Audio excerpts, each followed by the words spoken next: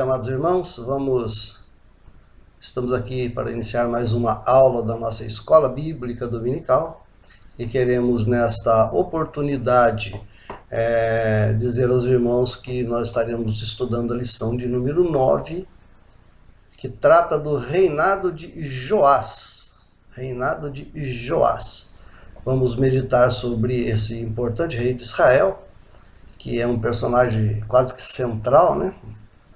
E vamos, no decorrer dessa lição, transmitir a vocês os ensinamentos que Deus tem para cada um de nós através da história do rei Joás, né? Nós estamos tratando nesse trimestre dos reis de Israel e é um período histórico com bastante registros, até seculares, não só bíblicos, mas seculares também. E dentre esses registros, os acontecimentos que foram situados na época, traz uns ensinamentos preciosos para a nossa vida cristã, né? Haja vista que toda a Bíblia ela é direcionada para Jesus Cristo, amém? Antes de nós entrarmos na lição, você que nos assiste, deixa o seu like, inscreva-se no nosso canal, AD Belém Pinda, né? EBD, e também divulgue esse nosso trabalho, porque nós fazemos com bastante carinho e gostaríamos que alcançasse o maior número possível de pessoas, né? Crentes e não crentes, para que possam aprender também da palavra de Deus e até entender o porquê da nossa devoção a esta santa palavra. Muito bem, lição de número 9, o reinado de Joás. O texto áureo escolhido pelo autor da nossa lição, ele diz o seguinte: não te desamparem a benignidade e a fidelidade, atas-a ao teu pescoço, escreve-as na tábua do teu coração e acharás graça e bom entendimento aos olhos de Deus e aos olhos dos homens. Está lá em Provérbios, capítulo 3, versículos 3 e 4. Verdade prática destacada nessa lição diz assim: para ter uma vida de constante comunhão com Deus, é necessário abandonar todo tipo de idolatria e confiar nele inteiramente. No decorrer da lição, nós vamos entender por que está sendo colocada esta verdade prática e por que foi colocado esse texto áureo, né? Porque trata uma lição que essa lição trata mais de constância na obra de Deus, né? Nós não podemos ser inconstantes na obra de Deus, e também de fidelidade ao Senhor, fidelidade aos homens, fidelidade às coisas sagradas, né? Então nós vamos, no decorrer dessa lição, aprender sobre isso, mas nós precisamos primeiramente estudar a vida desse rei de Israel, o rei Joás, que é um personagem bastante interessante de nós tomarmos como referência para esse estudo, porque trata-se de um rei muito especial. Ele foi o 8º rei de Israel, viu, irmãos? Ele nasceu no ano 843 a.C. e morreu no ano 797 a.C. Se nós fizermos uma pequena conta, ele começou a reinar com 6 a 7 anos, né? Ele foi escondido por 6 anos e no 7º ano ele começou a reinar. Então dá para a gente ter uma ideia de que ele reinou sobre Judá por 40 anos. Quando nós tratamos, desde o início, nós estamos deixando bem claro para que os irmãos entendam, porque a princípio o leigo, quando lê a Bíblia, ele até se confunde um pouco com os nomes dos reis, né? Porque enquanto reinava um, reinava o outro, enquanto esse reinava aqui, outro reinava lá, e nada mais é do que aquela divisão que houve no reino. Então tem reino do norte, Israel, e reino do sul, Judá. E Joás era do reino do sul, do reino de Judá. E nas lições passadas nós já deixamos bastante claro, né, que o reino do sul, todos os reis eram descendentes de Davi. Fazia parte, vinha da linhagem de Davi, da dinastia de Davi, né? E o reino do norte houve uma mistura muito grande. E é claro que apenas um rei de Judá, na realidade não foi um rei, foi uma rainha, né? É a única, inclusive, que aparece nesse livro de reis como tendo reinado em Judá. que é exatamente Atalia. Atalia era mãe de Acasias, né? E Acasias era o rei na época, né? Acasias era o rei, e nós vamos ver no decorrer da lição o que se desenrolou nessa trama toda para que Joás assumisse o trono de Israel. Amém? A leitura bíblica em classe, para que você acompanhe em sua casa e entenda melhor, né? Você pode ler o capítulo 11, capítulo 12 inteiro de 2 Reis, que você tem toda essa história no capítulo 11 e 12. O autor destacou o capítulo 11 do verso 1 ao 3 e o capítulo 12, do verso 1 até o verso 5 e do verso 17 até o 21. Ele fez um resumo para que possa ficar mais fácil de entender ao reinado de Joás. Muito bem, já vimos que Joás era parente, né, de Acabe, lá de trás, lá da época de Elias, nós já estudamos nas primeiras lições, né? Acabe e Jezabel, né? Ele era neto de Acabe, né? Ou melhor, bisneto de Acabe, né?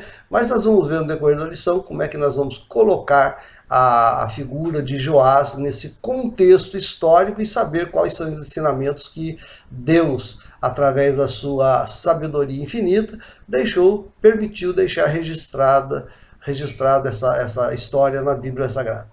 Como introdução, né, nós podemos dizer aos irmãos que Joás ele começou a reinar muito jovem. Muito jovem, nós vamos ver daqui a pouquinho por que, né, que ele começou a reinar tão jovem assim, né, e por que ele começou a reinar tão jovem, né? E como ele era muito jovem, quando eu digo muito jovem, é porque ele começou a reinar com 7 anos de idade. Um dos reis mais novos de Israel, né? Eu acredito até que seja o mais novo, porque depois dele nós temos Josias também, que foi muito novo, mas já foi um pouquinho mais adiante a sua idade. E Joás é um dos mais novos de reis de Israel, porque naquela época a dinastia que assumiu o trono, na verdade, não havia eleição como hoje, né? Não era uma democracia, era uma monarquia, né? Então, quando faltava herdeiros, o próximo da lista era designado como rei da nação. Era assim que funcionava, né? Mas ele, para começar a reinar, ele teve orientações de um sacerdote. Nós vamos ter algumas figuras aqui, né? Nós vamos falar talvez um pouco de Atalia, que era a mãe de Acasias, né? No caso, que era a avó de Joás. Temos aqui Acasias, Jorão, temos outros nomes aqui, Joezeba, Acabe. Temos aqui também Acasias, né? E temos também o próprio rei Joás, que é o personagem central dessa lição. Mas esse sacerdote Jeoiada, né? Nós vamos ver que ele orientava o reino para que Joás realizasse o seu trabalho. Porque ele era muito jovem, muito criança, não tinha experiência para isso e muito menos capacidade, né, para governar uma nação. Então ele era orientado, o braço direito dele era Jeoiada. E ele teve um brilhante trabalho de sua carreira, mas depois nós vamos ver que os laços que ele tinha com o Senhor nada mais é do que talvez uma dívida até de gratidão com Jeoiada. Mesmo assim, ele traiu essa amizade de Jeoiada, mas lá na frente nós vamos ver tranquilo. A nossa lição ela está dividida em 3 tópicos principais. O primeiro tópico principal é o livramento de Joás. Dentro desse tópico principal do livramento de Joás, nós temos o item 1, que são as tramas reais. Nós temos o item 2, que é a coragem do sacerdote Jeoiada, e no item 3, a estratégia bem-sucedida, uma estratégia bem-sucedida de Jeoiada. O segundo tópico da nossa lição, ele vai tratar do reinado de Joás e a reparação do templo.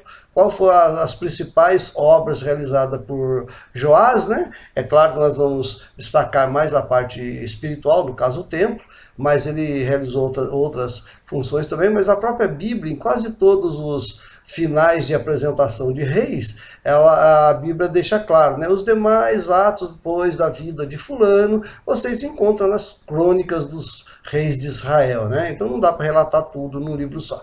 Mas muito bem, então o segundo tópico da nossa lição é o reinado de Joás e a reparação do templo. O primeiro item desse tópico trata da arrecadação para reparar o templo, vamos falar um pouco de dinheiro, né?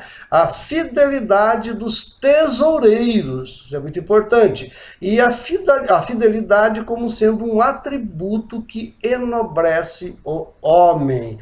O terceiro e último tópico da nossa lição fala sobre a conspiração contra Joás, já no final da vida dele, né? O primeiro item, o declínio do seu reinado, e o segundo item, a conspiração e morte no reino de Joás.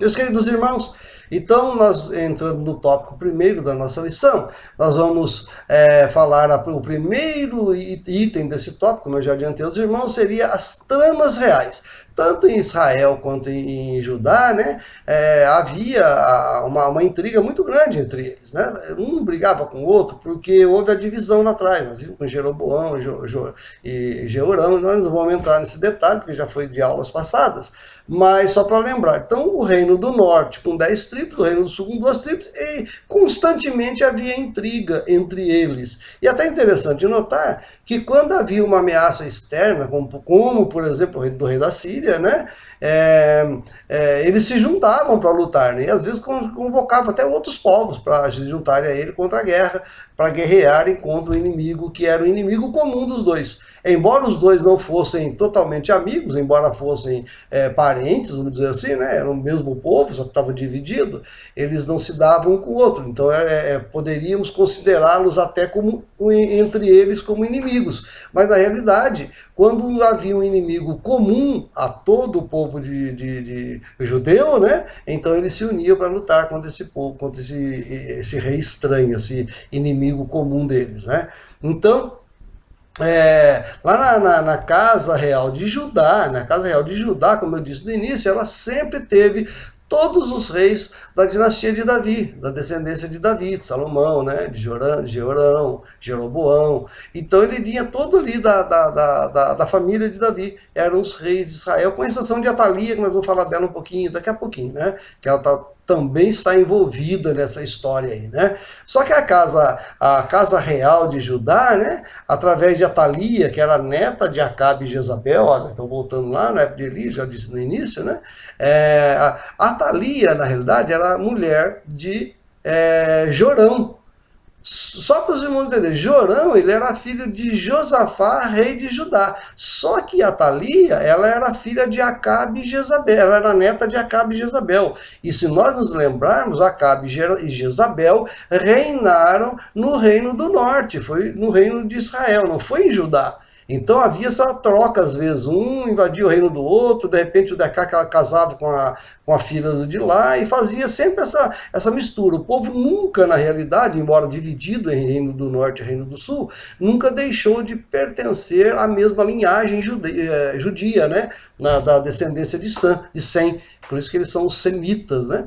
Por isso, quando nós falamos que alguém é contra Israel, nós falamos que é antissemita, porque são descendentes de Sem, né? Mas tudo bem. Então, Atalia era neta de Acabe e Jezabel, e Atalia se casou com Jorão.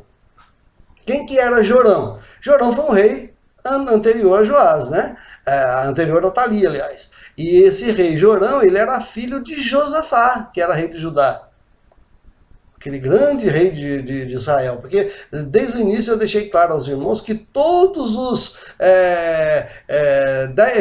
19 reis do Reino do Norte, o Reino do Norte teve 19 reis nesse período histórico, né? E todos eles foram maus reis. Quando nós falamos maus reis é porque não seguiram a mensagem de Deus, não obedeceram à lei do Senhor que havia sido dada por Moisés lá no Monte Horebe. Eles não obedeciam, ou até aparentava que obedecia, mas na realidade eles burlavam a lei a seu favor e fazia outros templos, adoravam outros deuses, né, cometia idolatria, tratava mal o povo, então era mal aos olhos do Senhor. Dentro da casa de Judá, já no Reino do Sul, nós tivemos 20 reis, e desses 20 reis houve uma alternância. Uns eram bons, e outros não tão bons, e outros maus reis, né? No caso de Joás aqui, eu não vou dizer para os irmãos que ele era um mau rei, mas ele não foi tão bom, porque ele deixou se perverter no final da sua vida. Nós vamos chegar lá, ok? Então, só para relembrar, Nós estamos falando de Atalia, a mãe de Acasias, que era neta de Acabe, casada com Jorão, filho de Manassés, e Jorão era, filho de Josafá, desculpa, Jorão era o rei de Israel nessa época que ela se casou com ele. Então, ele era rei de Judá. Quando Jorão ele foi assassinado por Jeú, se você ler lá em 2 Reis capítulo 9, do verso 20 em diante, principalmente o verso 24, você vai entender que Jorão ele foi assassinado, né? Jeú o matou. Então, nesse momento em que o rei foi morto, o rei Jorão foi morto, houve uma usurpação do trono por Atalia. Até porque as mulheres não reinavam naquela época, né? Mas nesse caso, a Atalia, que era a esposa de Jorão, né, que foi assassinada, ela usurpou do trono e acabou sendo uma rainha ali em Israel. Só para ter uma ideia, nesse período ela chegou a reinar 7 anos ali em Israel, né? Então ela realmente assumiu a posição de rei, de rainha de Israel, no caso. E como ela era do reino do norte, ela foi a única dessa dinastia de reis do reino do sul que não pertencia à família de Davi. Então, Atalia usurpou do trono e começou a reinar no lugar de Jorão. Se você lê lá em 2 Crônicas, capítulo 22 e verso 12, você vai ver que ali iniciou, então, ela, após a morte de Jorão, que era seu marido, ela começou a reinar. Quando ela começou a reinar, ela era uma péssima rainha. Ela era descendente, veio do reino do norte, ela não fazia parte da linhagem normal do reino de Judá, né? Então ela começou a tentar se perpetuar na monarquia dela. Ela mandar em tudo ser uma ditadora, vamos dizer assim, né? Ela queria ser a ditadora, embora o rei tinha todo o poder, praticamente um ditador, né? Mas ela queria impor as condições dela no reino de Judá, quando no reino de Judá era diferente de Israel lá no norte, né? Mas ela, então, para fazer isso, ela começou a matar os membros da família real, daquela dinastia que já estava acostumada a governar Israel. Começou, mandou matar mesmo. Para os irmãos terem uma ideia, né? Para ela manter-se no trono, ela matou todos os membros da família real. Ela chegou a matar os seus próprios netos. Lê lá em 2 Crônicas, capítulo 22, verso 10. Ela chegou a matar os seus próprios netos para evitar que outro tirasse o trono dela, porque ela sabia que ela estava ali de penetra. Ela usurpou aquela posição, né? Então, para ela se manter na posição, ela começou a eliminar os possíveis concorrentes, que eram todos da família real, inclusive da família dela, seus netos, né? Então, aconteceu o seguinte: Joás era filho de Acasias. Olha só, Joás, ele era filho de Acasias. E ele tinha 1 ano de idade quando começou essa balbúria toda ali no reino, né? Com a Atalia assumindo a posição de rainha. Só que ele escapou. Por quê? Como que ele escapou da morte? Ele foi escondido numa sala por sua tia. Tinha uma tia dele chamada Jeoseba, que eu já falei, eu falei que apareciam alguns personagens, né? E uma dessas personagens é a tia de Joás, né? Jeoseba. Ela era casada com um sacerdote, essa Jeoseba. E esse sacerdote era o sacerdote Jeoiada. E ela então pegou o menino de 1 ano e escondeu na sala dela, numa casa, num cômodo fechado, não deixou ninguém saber que esse garotinho estava lá, e começou a criar esse garotinho, que era Joás, até os 6 anos. Ele ficou durante 6 anos praticamente confinado dentro de um cômodo na casa de Jeoseba, que era sua tia, casada com Jeoiada, que era o sacerdote naquela época. Está lá em 2 Reis, capítulo 11, verso 2 e verso 3, né? Faz parte da nossa leitura bíblica em classe. E por isso que a leitura bíblica em classe, às vezes o autor resume, para não ficar muito extensa, mas ali contém todo o esqueleto da mensagem que está sendo transmitida, da ideia que está sendo transmitida, né? Então, nesse período que ele ficou lá na casa de Jeoseba, junto com Jeoiada, o casal, né? O Jeoiada, o sacerdote, Jeoseba, a esposa do sacerdote, que era a tia de Joás. Nesse tempo que ele ficou lá, o sacerdote Jeoiada, ele começou então a dar os primeiros ensinamentos para aquela criança. E aquela criança então foi preparada por Jeoiada para assumir o trono. Por quê? Porque ele era o legítimo herdeiro do trono, né? Ele era, na sucessão monárquica, ele era o legítimo herdeiro, e não Atalia, que era a esposa de Acasias, que havia falecido, né? Que havia sido assassinado por Jeú, como nós já dissemos há pouco. Então, essa trama toda, Joiada começou a preparar, então, Joás para assumir o trono. O segundo item, estratégia bem-sucedida. Quando Joás completou 7 anos, ele tinha até 6 anos, ele ficou. Quando ele completou 7 anos, né? Ele então, a Jeoiada armou uma estratégia para empossar Joás do trono. Só que Atalia ainda estava no trono, né? Então o que ele fez? Ele combinou com os capitães da guarda, né? E no dia planejado, esses capitães foram lá e destituíram Atalia do trono. É como se fosse um golpe de Estado.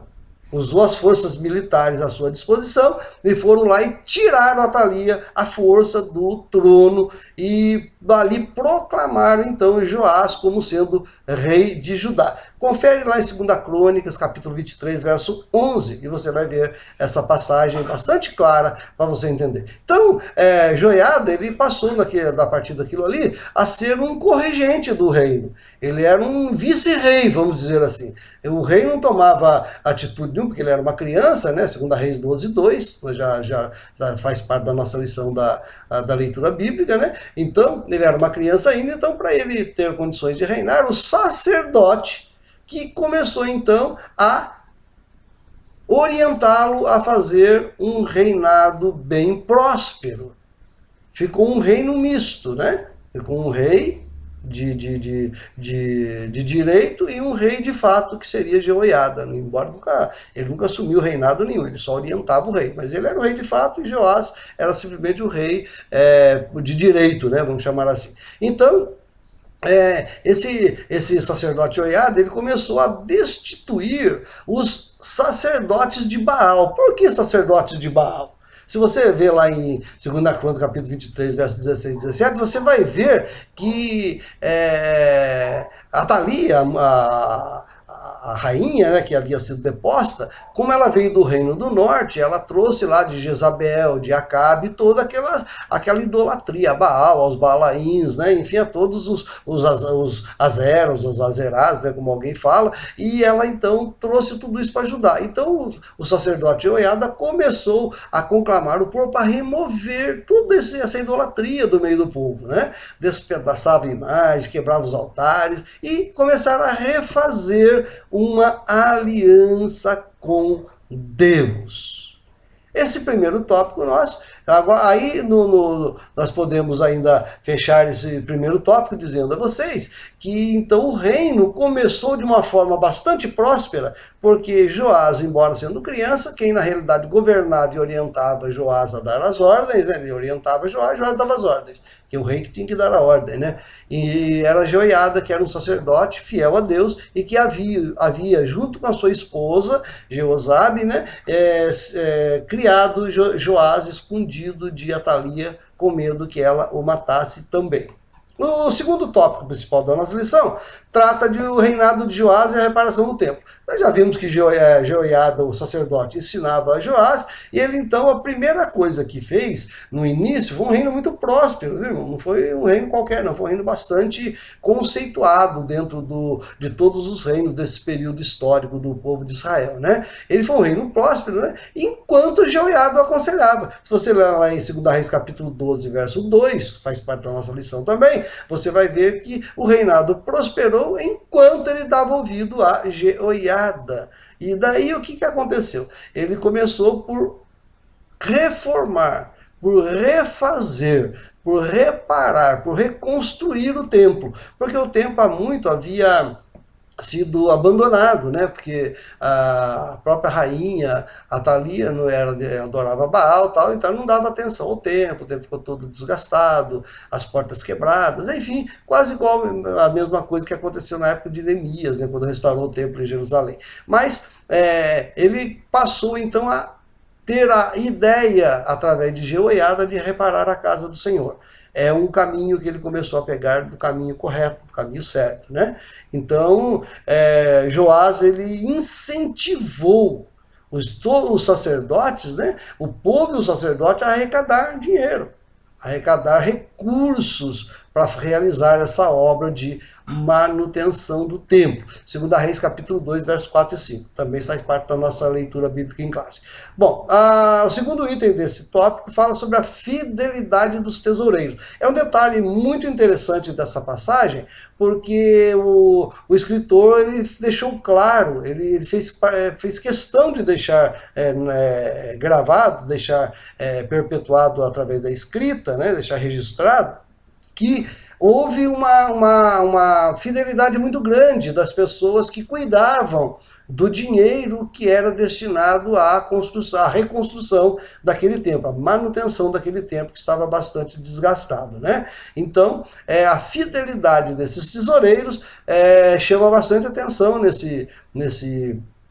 nessa passagem, e os sacerdotes, os tesoureiros reais, né, a maneira como eles administravam o dinheiro era uma maneira bastante correta. Confere 2 Reis, capítulo 2, verso 15. Os irmãos vão entender que eles realmente tinham muito cuidado com as coisas de Deus, e é o que todos devem ter, né? Por quê? Porque nós vamos entrar agora nesse último item desse tópico do reinado de Joás, que é a fidelidade, um atributo que enobrece, né? Se aquelas pessoas tinham fidelidade com o dinheiro, e esse atributo, né, ele enobrece a pessoa. A fidelidade que você desempenha as suas tarefas, a maneira como você faz uso dos seus bens, né, da sua fazenda, do seu dinheiro, isso é muito importante, né? Principalmente ainda em se tratando quando você administra dinheiro dos outros, não é verdade? Muito mais importante e interessante ainda é quando você administra dos outros. No caso, por exemplo, que a gente entenda, né, e traga para o nosso mundo, né, atual, os tesoureiros da casa do Senhor, o próprio pastor, que é o responsável pelas finanças da igreja, pelo bom andamento das finanças da igreja.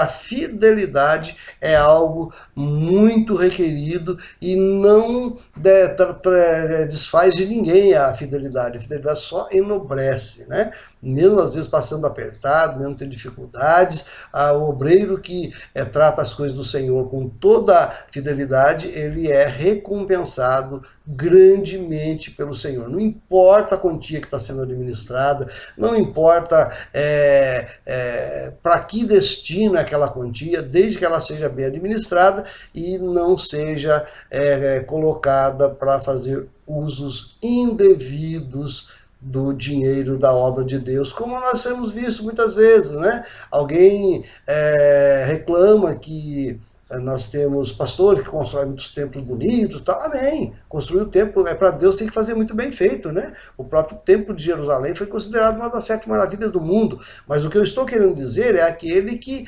usa dos recursos eclesiásticos da igreja, que deveria ser para construir templos bonitos até, e usa para proveito próprio, né? Quantos nós temos hoje líderes religiosos aí que batem no peito e dizem que são cristãos, né? Apoiam governos, e de repente você vai ver, ele tem fazenda, tem jato particular, tem tudo, mas é dele, não é da igreja. Então, ele está preocupado com o enriquecimento próprio e não com os bens que deveriam ser destinados à obra de Deus. Então, Deus requer que nós tenhamos fidelidade, né? Provérbios capítulo 3, verso 3 e 4, você lê lá, vai dizer assim, ó, não te desampare a benignidade e a fidelidade, atas ao teu pescoço, escreve-as na tábua do teu coração, e acharás graça e bom entendimento aos olhos de Deus e dos homens. Provérbio 3, 3 e 4. É exatamente o textuário que foi escolhido para fazer parte desta lição, né? Para você ter uma ideia, essa mudança de conceito ali com o sacerdote Jeoiada junto com o rei Joás, ela foi uma invertida muito grande. Por quê? Porque a Thalia havia, como eu já disse aos irmãos, ela havia inserido no reino de Judá a adoração a Baal, né? A religião de Baal. Então havia idolatria muito grande ali. E é interessante que, se os irmãos olharem lá em 2 Crônicas, capítulo 24, verso 7, os irmãos vão ver que a Thalia, ela chegou a confiscar ofertas que o povo dava para Deus, no templo, no caso, né? Para ela reverter para a causa de Baal. Olha só, ela tirava a rainha, né, que antecedeu a Joás, ela tirava os bens e até mesmo o dinheiro, os valores que eram arrecadados para o templo, ela tirava e destinava para a idolatria de Baal, né? Uma coisa interessante que nós podemos tirar dessa leitura bíblica em classe, né, que está lá no capítulo 12, verso 4 até 8, faz parte da leitura introdutória, é que o dinheiro ali, ele cita que vinha de 3 fontes diferentes esse dinheiro. Que fonte seria essa? O primeiro dinheiro, para mim, a primeira fonte, ele fala daquele que tá lá, daquele que passa. O dinheiro proveniente daquele que passa, ou daquela pessoa que passa, né? O que significa isso, né? Esse dinheiro que vem da pessoa que passa, se você for ler lá em Êxodo, capítulo 30, verso 13, nós vamos começar a entender, porque é tudo baseado na lei de Moisés, né? Então nós vamos começar a entender que esse dinheiro da pessoa que passa, nada mais era do que pessoas que passavam pelo censo, né? Não sabe que era feito censo na época, como é feito hoje, né? O país tem interesse de saber como é que é distribuída a sua população, quanta gente existe, quantas pessoas nascem, quantas pessoas morrem, qual a população real, qual é o grau de escolaridade, enfim, tudo isso era feito censo também na época. E as pessoas que passavam pelo censo, pela lei de Moisés, Êxodo capítulo 30, verso 13, você vai ver que ela era obrigada a deixar uma quantia. E o mais gozado é que essa quantia que o povo deixava aqui, né? Nesse caso, ela era uma quantia muito pequena. Era uma quantia que valia meio dinheiro, meio valor do dinheiro deles da época, né? E aquele valor de dinheiro que estava ali, valia meio dinheiro só, mas era obrigado a pagar, era uma fonte de renda para reparar o templo. Então esse dinheiro vinha dessa pessoa que passa. A segunda fonte era o dinheiro de cada uma das pessoas. O que significa isso? Se você olhar lá também em Números, capítulo 18, verso 15 e 16, você vai entender o seguinte: a lei de Moisés dizia: todo primogênito que nascer na sua casa será consagrado ao Senhor. Quando era o primogênito das vacas, por exemplo, os bezerros, as bezerras, elas eram oferecidas, o macho, não tinha que ser macho, tinha que ser o bezerro, né? Ela era oferecida em sacrifício no templo, ou no tabernáculo, né? Ainda era o tabernáculo na época de Moisés, não havia o templo ainda, era o tabernáculo, mas era oferecido. O templo feito para substituir o tabernáculo, tanto que tem as mesmas divisões do tabernáculo, né? Então, quando era bezerro, era oferecido em sacrifício. Quando era animal imundo, quando não era um animal que não podia ser oferecido em sacrifício, o dono do animal tinha que resgatar o animal. O que é resgatar o animal? Era pagar uma quantia em dinheiro e não deixar sacrificar o animal, porque era um animal impuro.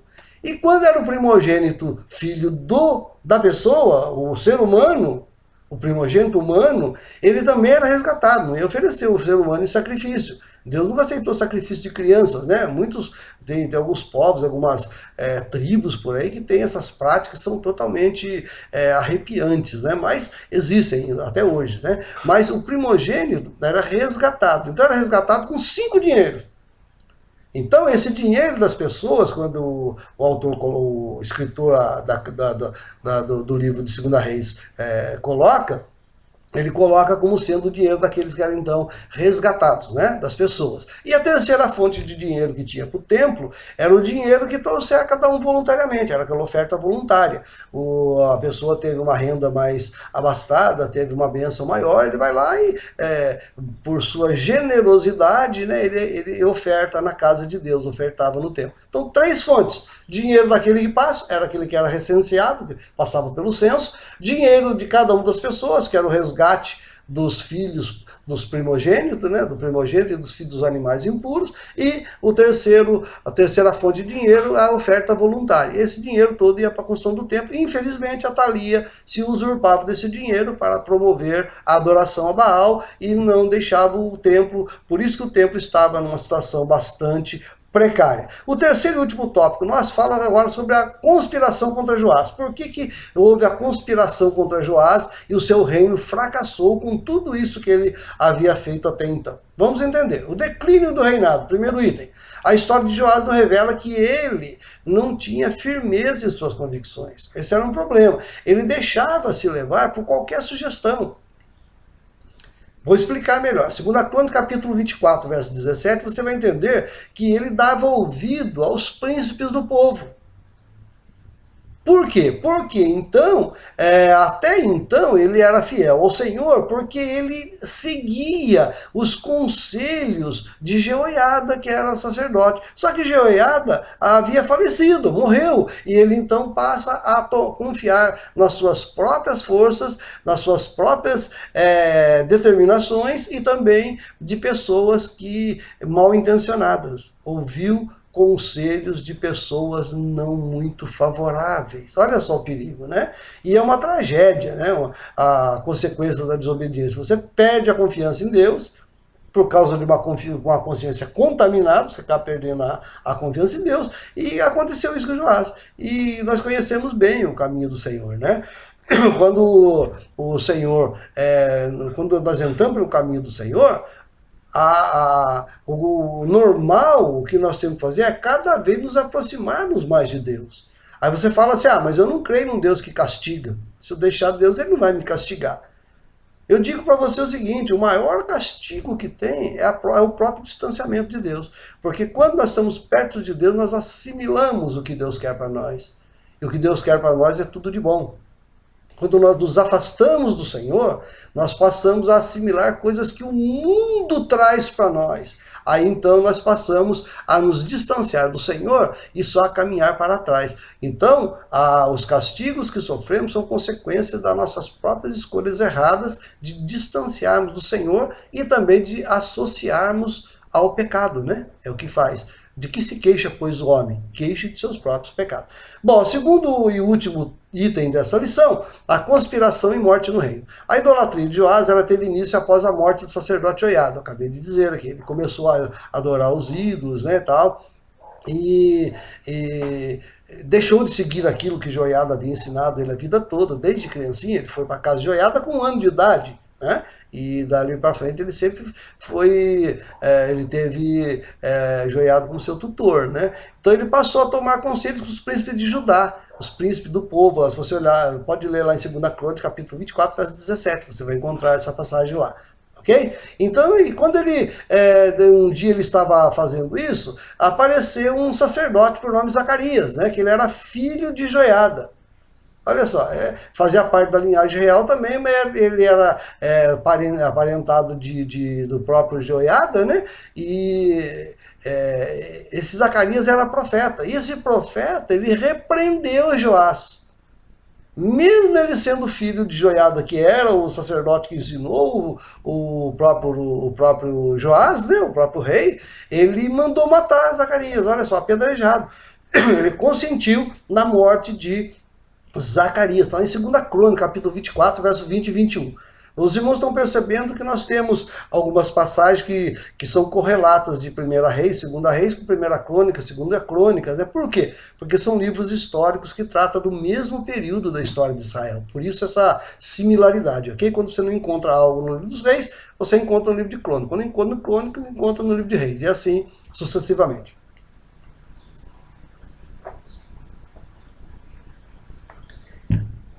Mas ele fazendo tudo isso, o juízo de Deus veio e chegou em Joás. Deus não se deixa escarnecer, né? E através do exército sírio que invadiu Israel e Judá, pelejou contra ele, né? Ele ficou ferido. E quando ele ficou ferido, ele ficou num leito de enfermidade. Ele voltou para o palácio e ficou lá no leito. Os próprios servos dele conspiraram contra ele e o mataram em sua própria cama. Olha só. Olha o destino triste de quem serve a Deus e abandona os caminhos do Senhor, né?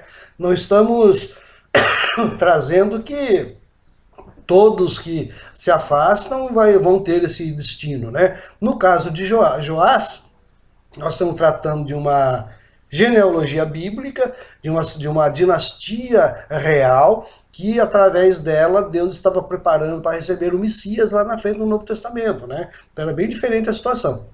Mas, mesmo assim, se o destino final não for uma morte trágica, o destino final sempre é desolações, sempre é problemas e sempre é tribulação para aquele que se desvia do caminho do Senhor.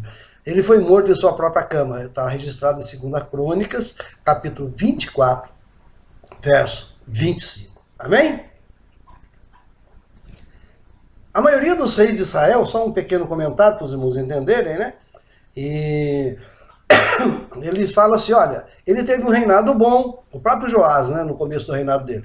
Ele tinha um reinado bom, ele só não acabou com os altos. É muito comum essa expressão no livro de Reis. O que seria se não acabou com os altos? Quando houve as invasões dentro do reino de Israel ainda, quando era junto com Salomão, tudo ali, quando havia invasões inimigas, o povo era impedido de ir para Jerusalém. Então o que eles faziam? Eles procuravam um outro lugar para adorar a Deus. A Jeová mesmo, não era a ídolos não, a própria Jeová. Então o que eles faziam? Eles procuravam os altos, por isso que fala altos, né? Os altos montes. E ali construía altares de adoração. Então, esses reis, a maioria dos reis de Judá, eles não acabaram, embora tenham sido reis bons, eles não acabaram com esses altos onde o povo ia adorar a Deus, porque era uma adoração legítima. Só que a tendência era trazer o povo para Jerusalém e adorar no templo. Ali era o centro religioso de Israel. Mas como havia ainda certa dificuldade, a maioria desses reis mantinham os altos, né? Só não tirou os altos que foram construídos por seus pais. Essa expressão é muito comum, só para que você entenda, quando você se deparar com esse tipo de expressão, saiba que são lugares altos, que o povo é impedido de entrar em Jerusalém e adorar no templo, e adorar a Deus nesses montes, em altares improvisados. Ok? Partindo para a nossa conclusão. Eu, como sempre, gosto de ler a conclusão na íntegra, que tem um resumo de tudo, né? Diz assim, ó, Joás foi levado ao trono por uma ação divina, organizada pelo sacerdote Joiada, e no início do seu reinado, ele reparou o templo e mandou construir vários artefatos para o ofício sagrado. Aqueles objetos que faziam parte do ritual da lei mosaica, né? As canecas, as taças, os vasos, as lamparinas, enfim, tudo aquilo que era pertencente à mobília, vamos dizer assim, do templo, né? Então é isso aí. Porém, após a morte do sacerdote Joiada, ele começou a fazer o que era mal aos olhos do Senhor. Passou a adorar os ídolos, perdeu completamente a noção de justiça, até mesmo a mandar assassinar o profeta Zacarias, que eu acabei de dizer aos irmãos, né? Então seu reino entrou em decadência. E ele acabou assassinado por 2 de seus servos. Meus queridos e amados irmãos, que nós venhamos a caminhar a nossa jornada junto ao Senhor e cada dia mais nos aproximarmos de Deus. Porque embora aqui nessa terra nós não consigamos atingir a perfeição a qual nós buscamos, mesmo assim, quanto mais próximo de Deus nós caminharmos, mais nós seremos felizes.